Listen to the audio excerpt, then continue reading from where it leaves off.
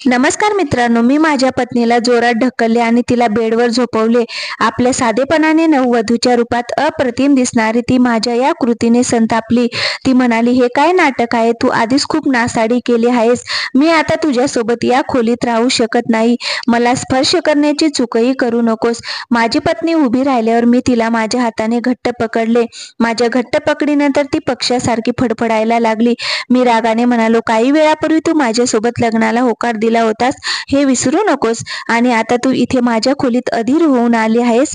आता तू लग्नाच्या रात्रीची तयारी कर. मी तुला स्पर्श करेन आणि माझा नवरा म्हणून सर्व हक्कही सांगेन. यावेळी माझ्यावर हँगओव्हर झाला. माझ्या भावना माझ्या नियंत्रणात नव्हत्या. आज माझ्या लग्नाची पहिली रात्र होती आणि मी या रात्रीची खूप आतुरतेने वाट पाहत होतो. आणि सगळ्यात मोठी गोष्ट होती माझ्या समोर माझी लाडकी पत्नी. मी तिला कसे सोडू शकतो? माझे बोलणे ऐकून तिचे कपाळ खवळले. ती रागाने म्हणाली, मी स्वतःला तुझ्या स्वाधीन करीन. हा तुझा चुकीचा विचार आहे.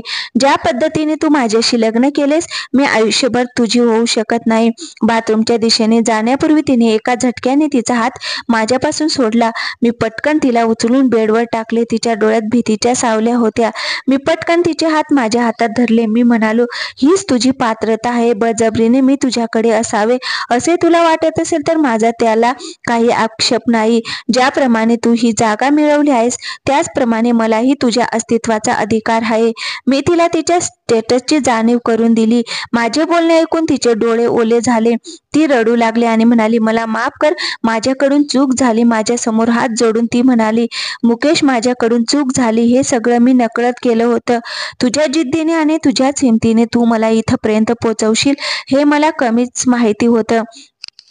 तिच्या बोलण्यावर मी रागाने मुठी मारले. तिच्या जवळ जाऊन माझ्या श्वासाची ऊब तिच्या चेहऱ्यावर सोडत मी तिच्या कानात कुजबुजलो की तुझ्यासाठी हा मूर्खपणा असेल किंवा विनोद असेल, पण माझ्यासाठी ही बाब जीवन आणि मृत्यूच्या बरोबरीची आहे.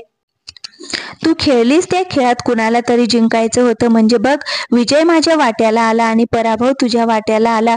पण हा पराभवही तुझ्यासाठी विजय असेल.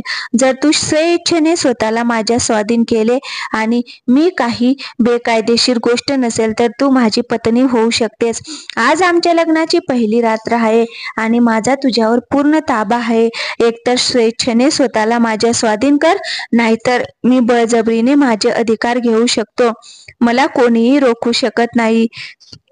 जेव्हा माझ्या नवविवाहित वधूने नकारत डोके हलवले तेव्हा मला तिच्या नकाराचा खूप राग आला आणि मी पटकन पुढे होऊन तिचे होठ माझ्यासोबत पकडले. मी वेगाने तिच्या होठांचा रस पित होतो. तिचे अस्तित्व अंथरुणावर विसावू लागले होते. ती म्हणाली, माझा या नात्यावर विश्वास नाही आणि मला तुझ्यासोबत लग्नही करायचं नाही. माझ्यापासून दूर हो. ती स्वतःला माझ्यापासून मुक्त करण्याचा प्रयत्न करत होती, पण तिचं सडपातळ शरीर माझ्या मनाला फुंकर घालत होते. मग मी तिला कसे सोडणार, तेही जेव्हा माझा त्यावर अधिकार होता. माझा स्वतःवरचा ताबा सुटला होता. तिला जाऊ देणं माझ्या हातात नव्हतं. खूप प्रयत्न करूनही ती माझ्या समोर असहाय्य होती. ती एक पातळ आणि नाजूक मुलगी होती आणि मी एक मजबूत माणूस होतो. ती माझ्या पुढे चालली होती. तिच्याशी खेळत असताना माझा हात तिच्या कमरेपर्यंत पोचला आणि माझ्या बोटांनी तिच्या मखमली कमरेला घट्ट पकडले. तिच्या ओठातून एक वाक्य बाहेर पडले. माझ्या तीव्रतेपुढे ती असहाय्य होती आणि मी माझ्या भावनांनी भारावून गेलो होतो. हळूहळू रात्र सरत होती आणि ती माझ्या समोर हरवत होती. काही वेळाने मी माझ्या सर्व शक्तीनिशी मागणी केली की आईने निदान मला मुलीचे चित्र तरी दाखवावे.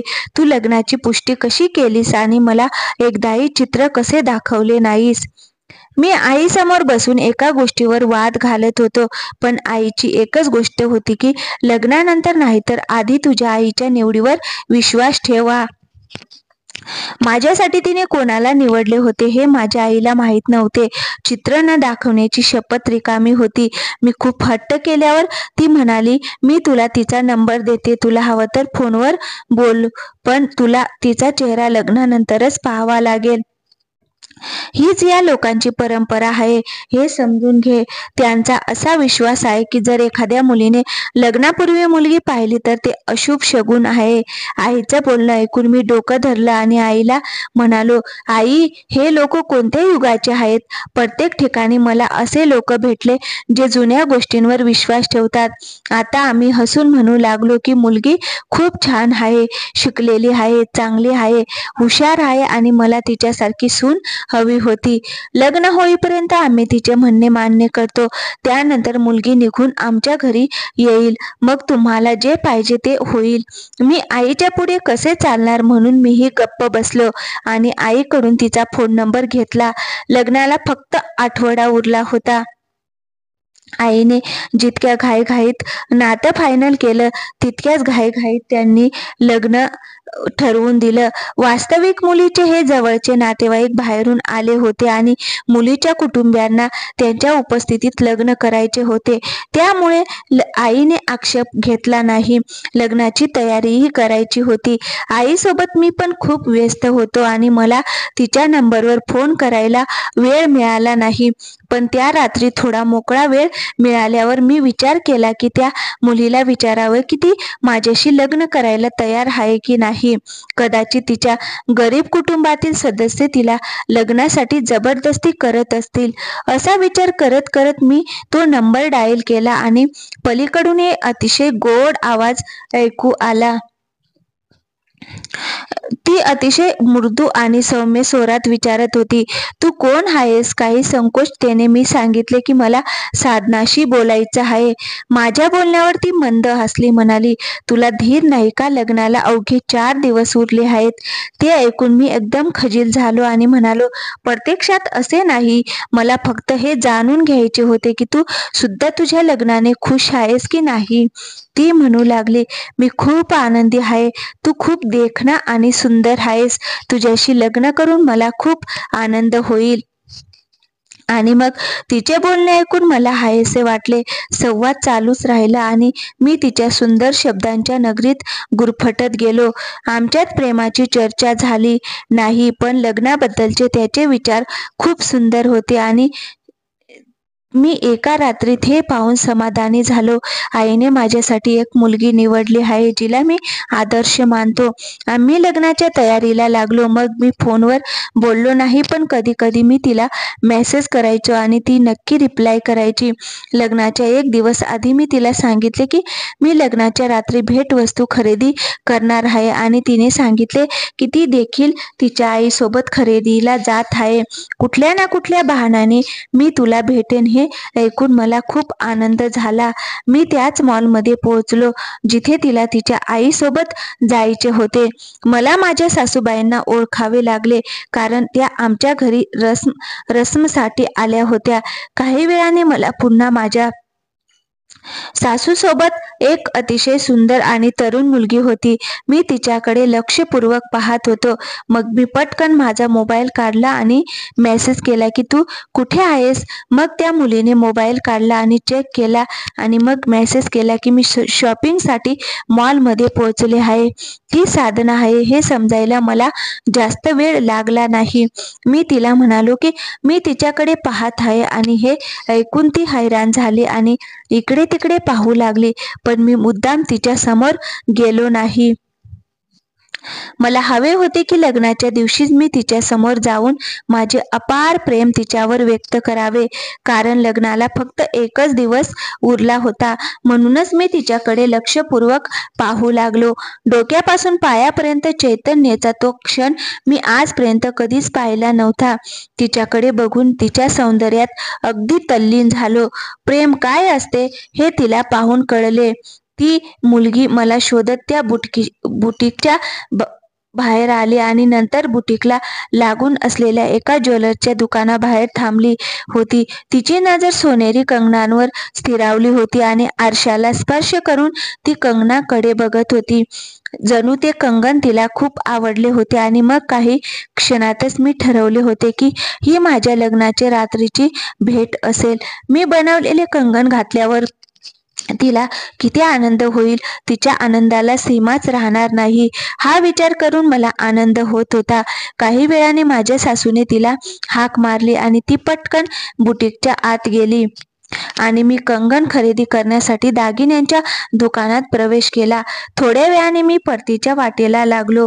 मला स्वतःला हवेत जाणवले की मी प्रेमात पडलो होतो आणि तेही एका मुलीच्या, जी एका दिवसानंतर माझी जोडीदार होणार होती. यापेक्षा सुंदर भावना कदाचित कोणतीच असू शकत नाही. त्या रात्री मी तिला फोन केला तेव्हा ती म्हणाली की तू मॉलमध्ये आला होतास तर मला का भेटला नाहीस. ती इतक्या सुंदर आवाजात तक्रार करत होती की माझे हृदय वेगाने धडधडायला लागले होते. पण मी हळूच म्हणालो की येणारी रात्र ही तुझ्या आणि माझ्यातील मिलनाची रात्र आहे. मला वाटते की जेव्हा आपण दोघे एकमेकांवर समोर असतो तेव्हा कोणताही पडदा राहू नये. माझ्या बोलण्यावर ती काही क्षण गप्प झाली. मग ती म्हणाली की घरात खूप पाहुणे आहेत, आता मी फोन बंद करते आणि तिने फोन बंद केला. मी कितीही वेळ फोनकडे बघत राहिलो पण त्याचाच विचार करत झोपी गेलो आणि मग दुसऱ्या दिवशी थाटामाटात माझ्या कुटुंबियांसह या मित्रांसह माझ्या हृदयाची मालकीण बनलेल्या तिच्या दारात पोचलो. मी घोड्यावर बसलो होतो. माझे मित्र खूप नाचत आणि गात होते. माझी आई आणि माझ्या बहिणींनाही खूप आनंद झाला. मी कुटुंबातील सर्वात मोठा मुलगा होतो आणि लग्न करणारा मी पहिला होतो. म्हणजेच आमच्या कुटुंबातील हे पहिलेच लग्न होते. त्यामुळे माझ्या आईने कशातही कसर सोडली नाही. नाच गाणे बंद झाल्यावर मी घोड्यावरून खाली उतरून लग्न मंडपात प्रवेश करू लागलो. पण माझी पावले दारातच जखडली होती. त्या रंगमंचावर माझी नववधू असायला हवी होती. त्या सुंदर स्त्रीकडे मी डोळे विस्फारून पाहत होतो.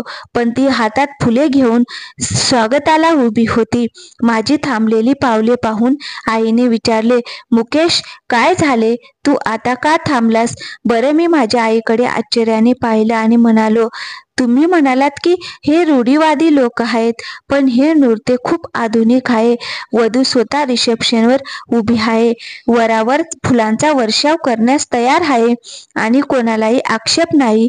माझे ऐकून आई आश्चर्यचकित झाली की वेडा आहेस का? वधू कुठे आहे? वधू ही काही रिसेप्शनला उभी असते का? अरे, हे सर्व वधूचे कर्जन आहेत, ते जे तुझ्या स्वागतासाठी थांबले आहेत.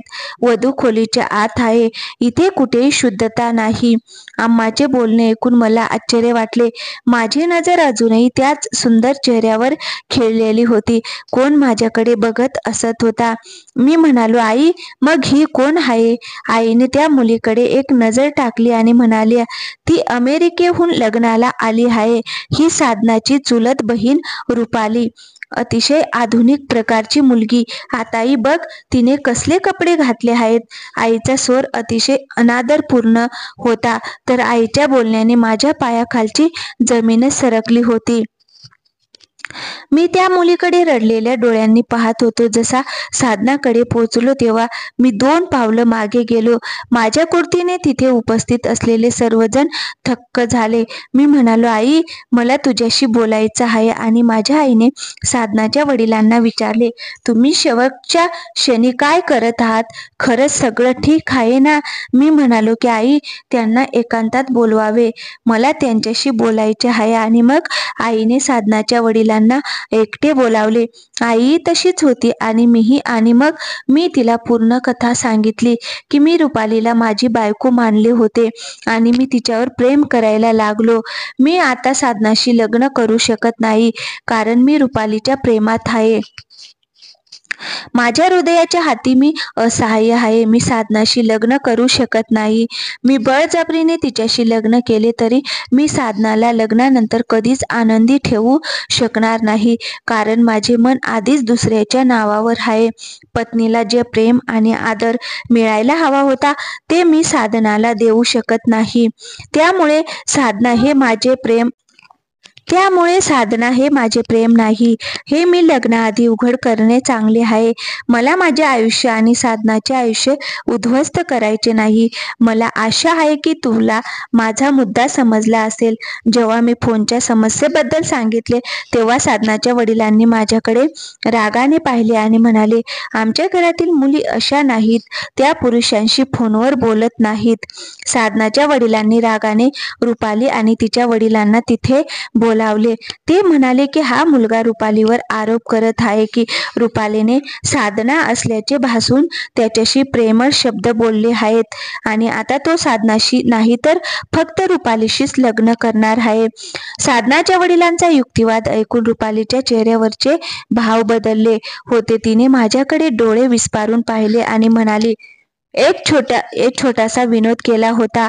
साधनाच्या आईने मला तिचा मोबाईल फोन दिला होता जेणेकरून मी तिचा फोन लग्नापर्यंत माझ्याकडे ठेवू शकेन, कारण तिला फोन वापरण्याची खूप सवय आहे आणि वधूने पाहुण्यांमध्ये फोन वापरला तर ते चांगले दिसत नाही. त्यामुळे माझ्याकडे साधनाचा फोन होता. तुझा फोन आल्यावर मी खोडसळपणाने साधना असल्याचा आव आणला आणि मी तुझ्याशी बोलले, पण तू साधना सोडून माझ्याशी लग्नाची चर्चा करशील असा माझा कधीच हेतू नव्हता. मी मॉलचा प्रसंग सांगितल्यावर ती हो म्हणाली. त्यावेळी तिचा फोन वाजला तेव्हा मी चेक केला. जेव्हा तुझा मेसेज होता तेव्हा मी उत्तर दिले होते, पण मला थोडेच माहीत होते की तू मला समजणार नाहीस तर माझ्या प्रेमात पडणार आहेस. माझा तुझ्याशी काही संबंध नाही. एवढं बोलून ती 2 पावलं मागे सरकली आणि मी आश्चर्याने तिच्याकडे बघतच राहिलो. तिच्यासाठी ही एक छोटी गोष्ट होती, एक चेष्टा, एक खोडकर, तर माझ्या मनाचा संसार लुटला. रुपालीचे हे बोलणे ऐकून तिच्या वडिलांनी तिच्या चेहऱ्यावर जोरदार चापट मारली. त्यांनी रागाने रुपालीला विचारले, तू तुझ्या बहिणीच्या भावी नवऱ्याला असे काय सांगितले आहेस की त्याला स्वतः तुझ्याशी लग्न करायचे आहे?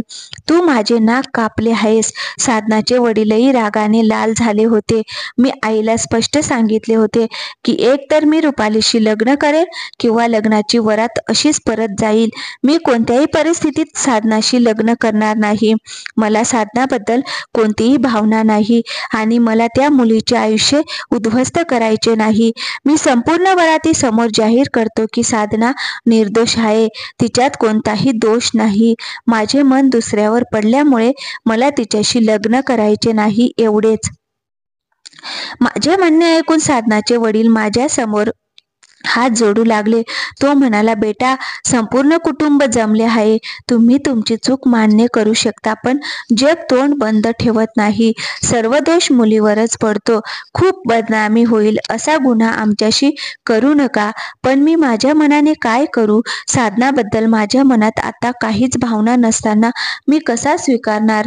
जेव्हा मी माझ्या बोलण्यावरून मागे हटलो नाही तेव्हा साधनाच्या वडिलांनी आपली इज्जत वाचवण्यासाठी रुपालीच्या वडिलांना भावाला सांगितले, तुझ्या मुलीने जे काही केले आहे त्याची शिक्षा आता तिला मिळाली पाहिजे.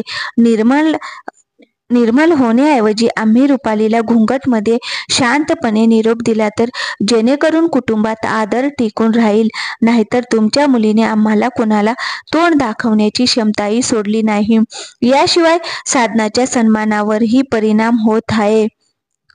माझ्या मुलीच्या भविष्यासाठी जे होईल ते होईल, पण या क्षणी मी बदनामी सहन करू शकत नाही. आणि तरीही साधना ठाम होती की तिला आता लग्न करायचे नाही. तिला परदेशात जाऊन शिक्षण घ्यायचे आहे. म्हणून मी माझ्या मुलीचे ऐकले आणि परवानगी दिली. तिला मी परदेशात पाठवीन. तू माझा मोठा भाऊ आहेस. मी तुझा आदर करतो, पण आता रुपालीला तिच्या चुकीची शिक्षा झालीच पाहिजे. तिला नेहमी अशा चुका करण्याची सवय असते. रुपालीच्या वडिलांनी तिच्या भावाशी सहमती दर्शवली आणि सांगितले की ठीक आहे, आम्ही रुपालीला निरोप द्यायला तयार आहोत. हे ऐकून माझे मन आनंदाने फुलले तर रुपालीने नाकारार्थी मान हलवली आणि रडू लागली. ती म्हणाली, हा सगळा विनोद होता. मी अनोळखी व्यक्तीशी लग्न कसे करू शकते? मला ते आवडत नाही. एका छोट्या विनोदासाठी एवढी मोठी शिक्षा तो मला देऊ शकत नाही. पण तिचे वडील स्पष्टपणे म्हणाले की जर तू माझ्याशी लग्न तू त्याच्याशी लग्न केले नाहीस तर मी आत्महत्या करेन. त्यामुळे आमच्यामुळे माझ्या कुटुंबाची बदनामी होऊ देणार नाही. आधीच साधनाचे घर वाचवण्याआधीच नष्ट झाले आहे. तुझ्यामुळे मी आताच नाटक सहन करू शकत नाही. काही वेळाने त्याने सांगितले की आपल्याला शिकवले जात आहे आणि लग्न साधना सोबत नाही तर रुपाली सोबत होत आहे. माझ्या आईने सांगितले की साधना बेशुद्ध झाली असून तिची प्रकृती खूपच खराब आहे. तुम्ही काहीही म्हणा, लग्नाआधीच लग्नाला नकार देणे प्रत्येक मुलीच्या हृदयावर वाईट होऊन जाते. माझ्या आईला साधनाबद्दल खूप वाईट वाटले, पण त्यात माझी चूक नव्हती. म्हणून मी माझे मन कठोर केले आणि लग्न होताच मी रुपालीचा हात धरून तिला निरोप दिला. ती सर्व मार्ग गप्प राहिली आणि नंतर घरी आल्यावर कोणताही समारंभ न करता ती थेट खोलीत गेली होती. घरातील सर्व सदस्य गप्प बसले. लग्नाचं घर नसून मरणाचं घर वाटत होतं. कुणाच्या चेहऱ्याचा रंग उडाला होता. माझ्या बहिणींचा आनंदही धुळीला मिळाला, कारण काहीतरी घडले होते. हे एखाद्या भयानक स्वप्नासारखे होते. सर्व लपूनही रुपालीने काय केले हे पाहुण्यांना कळले आणि माझे लग्न साधनाशी नाही तर रुपालीशी झाले आहे. माझी आई सांगत होती की तू हे बरोबर केले नाहीस. गरीब महिला साधना निर्दोष होती. शेवटी तू तिला काय शिक्षा दिली? लग्नाची वरात दिल्लीहून परतल्यावर मुलगी आयुष्यभर या धक्क्यातून बाहेर पडू शकली नाही. पण मी तिला स्पष्टपणे सांगितले की ही माझी चूक नाही तर रुपालीची आहे. त्यामुळे माझे काहीही चुकले नाही. माझे बोलणे ऐकून सगळे गपचूप आपापल्या खोलीत गेले आणि जेव्हा मी खोलीत पोहोचले तेव्हा मला रुपाली बसलेली दिसली. ती पूर्णपणे गप्प बसली होती आणि मी जवळ जाऊन तिला स्पर्श करताच तिला विजेचा धक्का बसला आणि ती उभी राहिली. ती मला शिवीगाळ करू लागली. ती म्हणाली की मला मजा येत होती, पण तू माझे आयुष्य बर्बाद केले आहेस. साधना मला वाईट शुभेच्छा देत असेल. मी माझ्या वडिलांच्या नजरेत पडले. सगळे पाहुणे माझ्याकडे द्वेषाने बघत होते. तुझ्यामुळे सगळं उद्ध्वस्त झालं. हळूहळू चालत मी रुपाली जवळ पोहोचलो होतो. हृदयाचे ठोके वेगवेगळे आवाज करत होते. परिस्थिती कशीही असो, आता रुपाली माझी नववधू झाली होती आणि मला या आनंदावर नियंत्रण ठेवता येत नव्हते. मी रुपालीच्या खूप जवळ आलो होतो.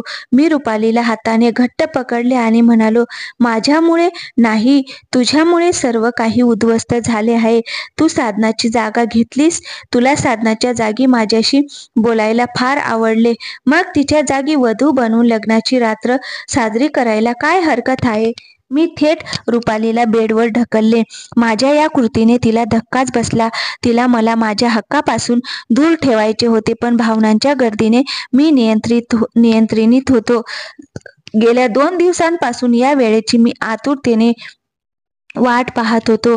त्यामुळे वाट न पाहता मी तिच्या सानिध्यात विरघळू लागलो.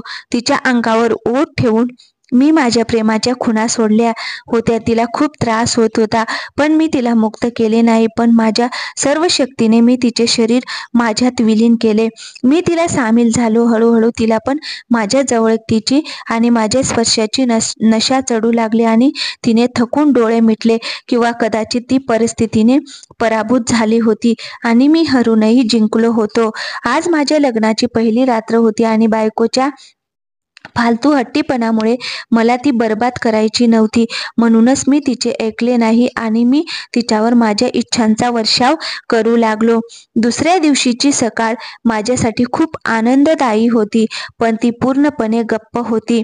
एखाद्या जिवंत प्रेताप्रमाणे ती दुःखातही कहर करत होती. रात्रीचे ते सुंदर क्षण आठवल्यावर माझ्या चेहऱ्यावर आपोआप हसू उमटले आणि मी तिला पुन्हा माझ्या जवळ ओढले. मी बोललो, यार, जे झालं ते विसरून जा. तुला इतका प्रेमळ जीवनसाथी मिळाला आहे की प्रत्येकाला तुझ्या नशिबात हेवा वाटेल. मी तुला एवढा आनंद देईन की तुला सांभाळता येणार नाही. असे म्हणत मी तिला पुन्हा एकदा मिठीत घेतले. तिचा सहवास असा होता की मी पुन्हा वाहून जाऊ लागलो आणि माझ्या डोळ्यातली नशा पाहून ती माझ्यापासून मागे हटली. ती म्हणू लागली की तू खूप वाईट आहेस, प्रेम केलं जातं आणि रडवता येत नाही. हे सांगताना तिच्या डोळ्यात अश्रू तरळले आणि मला तिचे अश्रू पाहून दुःख झाले. मी पटकन उठून बसलो, हाताने तिचे अश्रू पुसले. मी म्हणालो, रुपाली प्लीज, मला मान्य आहे की त्या रात्री आमच्या दोघांमध्ये जे काही घडले त्याला तुझी संमती नव्हती, पण माझाही विचार कर. मी काही क्षणांची वाट पाहत होतो आणि मग एवढी सुंदर बायको माझ्या समोर हजर असेल तेव्हा कोण इतकं दुबळे असेल की त्याला कंट्रोल करता येईल. तेव्हा माझे प्रेम अनुभव आणि पहा, माझ्या प्रेमाच्या उबदारपणामुळे तू देखील विरघळू लागशील. असे म्हणत मी रुपालीच्या चेहऱ्यावरील केस मागे सरकवले. तिला प्रेमाने समजावण्याचा प्रयत्न केला. तेवढ्यात अचानक आमच्या खोलीचा दरवाजा वाजायला लागला. मी उठून दरवाजा उघडला तर आई तिथेच होती. मी तिला नाश्त्याचे आमंत्रण द्यायला आली होती. तिने रुपालीला आपली सून म्हणून स्वीकारले. तिला डोक्यावर प्रेमाने हात ठेवून तिला आशीर्वाद दिला आणि हे पाहून मला खूप आनंद झाला. पण रुपालीने अजून माझ्या घरच्यांना स्वीकारलं नव्हतं. तिने मलाही मनापासून स्वीकारले नाही आणि यामुळे मला आतून खूप दुखापत झाली. मी तिला मिळवलं होतं पण तिचं प्रेम अजून मिळवू शकलो नाही. मी तिच्या प्रेमात पडलो असतं तर तिने स्वतःला मूकपणे माझ्या स्वाधीन केले असते. तिने कधीच माझ्या भावनांचा आदर केला नाही. जेव्हा जेव्हा मी माझे प्रेम व्यक्त केले तेव्हा तिने स्वतःला शांतपणे माझ्या स्वाधीन केले. तिने माझ्या भावनांचा कधीच आदर केला नव्हता. उलट जिवंत प्रेतासारखा तिचा मृतदेह माझ्या हवाली केला होता. तिचे वडील पुन्हा परदेशात गेले होते. माझी सेवा करायला इथे कोणीच नव्हते. मला तिला प्रेमाने पुन्हा जिवंत करायचे होते. मला आवडलेली रुपाली कुठेतरी हरवली होती. मी तिला वारंवार आठवण करून दिली की ती माझी पत्नी आहे आणि मी तिच्यावर प्रेम करतो, परंतु ती माझ्याकडे फक्त रिकाम्या डोळ्यांनी पाहत असे आणि तक्रार करते की तू माझ्या छोट्याशा खोडसाळपणाचा खूप वाईट रीतीने बदला घेतला. तिला नॉर्मल बनवण्याचा मी सर्व प्रकारे प्रयत्न केला होता, पण ती तशीच नव्हती. तसेच लग्न होऊन 3 महिने उलटले होते. मी पूर्णपणे खचून गेलो होतो.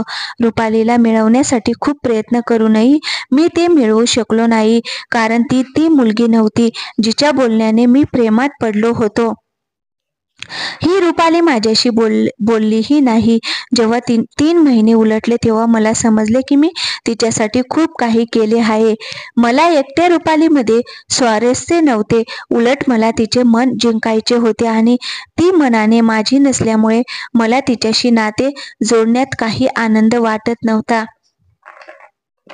रुपालीशी जबरदस्तीने विवाहित संबंध सुरू करून मी चुकीचे काम केले आहे असे कुठेतरी मला वाटले. तिच्या संमतीशिवाय मी तिच्याशी संबंध ठेवू नयेत. मला वाटले होते की लग्नाचे नाते असे सुरू झाले तर हळूहळू ती माझ्या प्रेमात पडेल, पण असे झाले नाही. ती अजूनही माझा तिरस्कार करते आणि म्हणून मी तिला तिच्या नशिबावर सोडले. माझी खोलीही तिच्यापासून वेगळी केली होती. मी तिच्यापासून दुरावलो होतो. माझ्या या कामानंतर ती काहीशी नॉर्मल होऊ लागली. ती माझ्या बहिणींशी बोलायची, ती माझ्या आईसोबत पण उठायची आणि मग काही दिवसांनी मला कळले की ती गरोदर आहे. ही बातमी माझ्यासाठी खूप आनंदाची होती, पण या बातमीवर रुपाली पुन्हा गप्प बसली. मी तिच्या जवळ बसलो आणि प्रेमाने तिचा हात धरू लागलो. रुपाली, हे मूल आमचं नातं अजून घट्ट करेल. ही बातमी खूप आनंदाची आहे. मग तू का रडत आहेस? तिने माझ्याकडे विचित्र नजरेने पाहिले आणि म्हणाली, मला भीती वाटते. मला मुलगी झाली आणि तिचे नशीब माझ्यासारखे असेल तर काय होईल? मी जन्माला येताच माझी आई गमावली. परदेशात मी आयुष्यभर एकटीच राहिले. वडील असूनही मला वडिलांचे प्रेम मिळाले नाही आणि मग माझ्या वडिलांनी माझ्याशी असे लग्न केले की जणू माझे अस्तित्वच व्यर्थ आहे. कुटुंबाची इज्जत वाचवण्यासाठी माझ्या वडिलांनी माझ्या सुखाचा त्याग केला. हे सगळं तू माझ्या मुलीशी केलंस तर? ती खूप घाबरलेली दिसत होती. मी तिला हळुवारपणे मिठी मारली आणि वचन दिले की मी नेहमीच तिच्यावर आणि आमच्या मुलीवर मनापासून प्रेम करीन. तिच्या सन्मानाला मी कधीही धक्का पोचू देणार नाही. मी पुन्हा एकदा माझे प्रेम व्यक्त केले होते. यावेळी तिने मला मिठी मारली आणि रडू लागली. आई झाल्याच्या बातमीने तिला खूप आनंद झाला होता. अनेक दिवसांपासून डोळ्यात साठवून ठेवलेले भाव पावसासारखे वाहून गेले होते.